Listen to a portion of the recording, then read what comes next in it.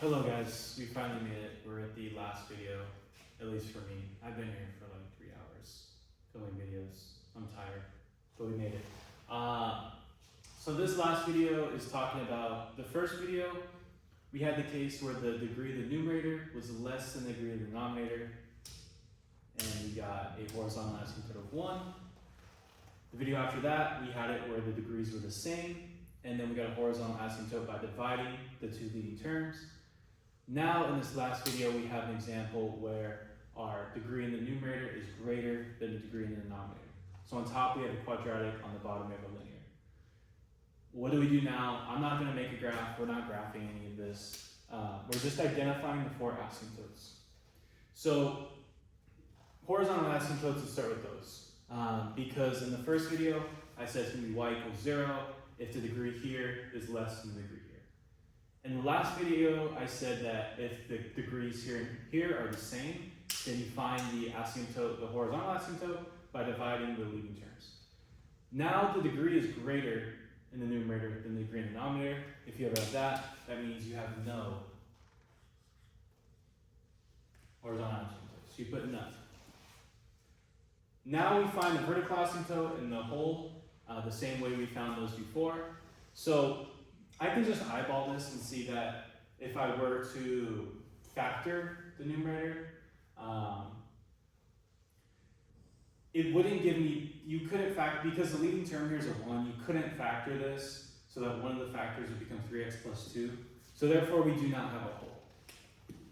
Remember, you only have a hole if you factor this, and then whatever you factor on top cancels out with what's on the bottom. So that's not going to be the case, you should just be able to eyeball that. So we do not have a hole.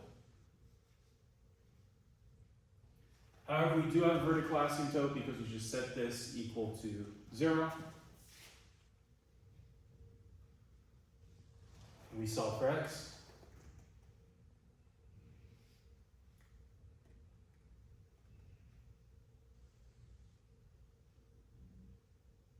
And we have a vertical asymptote at x equals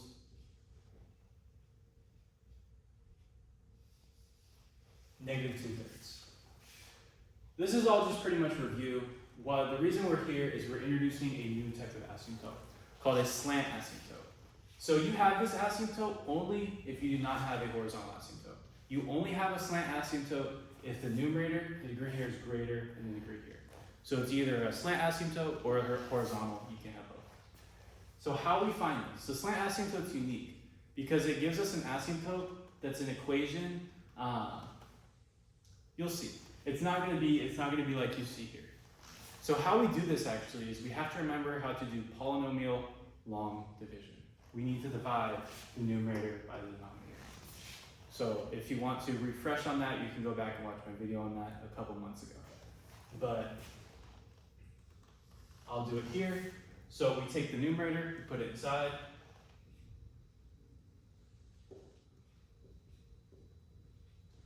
Denominator goes on the outside. And what we do is off to the side, we start off by dividing the leading term here by the leading term here. So x squared divided by 3x. When we do that, we should get 1 over 3x. Now we multiply this by this and this. So 1 over 3x by 3x just gives you x squared. 1 over 3x times 2, that just gives you plus 2 over 3x.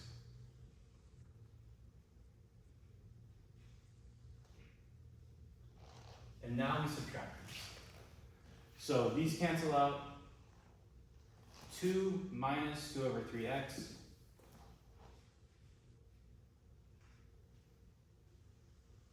Just 4 over 3x, bring down the 3. 4 over 3x minus 3. Now once again, we have to divide 4 over 3 divided by, or 4 over 3x divided by 3. So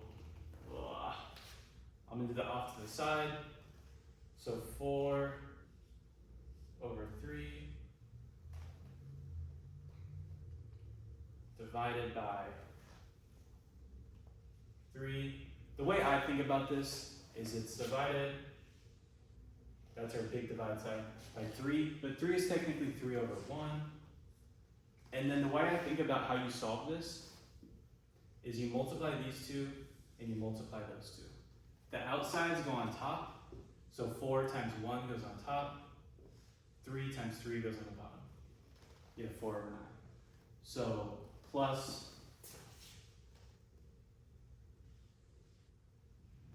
4 over 9. And now we can stop. Because you need to do the long division, but for the slant asymptote, once you get down to the point where you have the constant, this is your slant asymptote right here. You're gonna get a remainder if you keep on doing this, but that's pretty grueling work. Don't worry about finding the remainder, because the remainder does not affect your slant asymptote. Your slant asymptote is only up to the constant. So you have a slant asymptote in this case at 1 over 3x plus 4 over. I told you it's weird. The slant asymptote isn't just like x equals 2, it's an equation. So you're gonna have your asymptote on the graph, it will look like this.